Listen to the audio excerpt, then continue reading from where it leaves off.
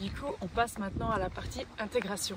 Et comme beaucoup d'entre vous m'avez dit que vous allez marcher régulièrement, et ça c'est une activité qui normalement n'est pas dangereuse pour le bas du dos, qui est stimulante pour tout le corps.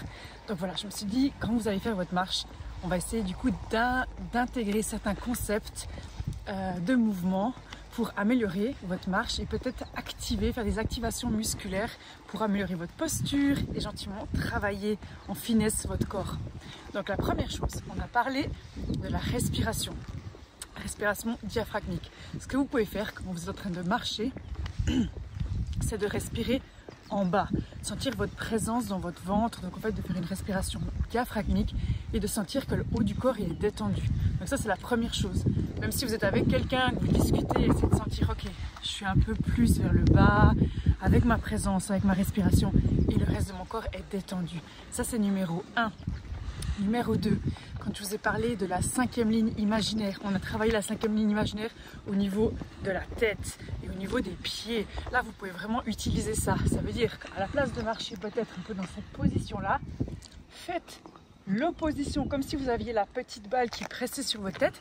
Et quand vous marchez avec cette sensation-là. Déjà, vous créez un peu d'allongement et vous faites une connexion. Vous faites une activation musculaire des muscles de la nuque et du dos. Ça va vous aider à renforcer votre colonne vertébrale dans la marche. Faites-le aussi avec les pieds. Ça peut vous aider à bien positionner votre poids du corps sur les pieds. Et en même temps, si on le fait au niveau des pieds, des fois on peut sentir l'activation au niveau du ventre, des abdos profonds. À vous de découvrir un peu ce que ça vous fait. Mais essayez de penser, ok, je marche, j'ajoute la 5e ligne imaginaire.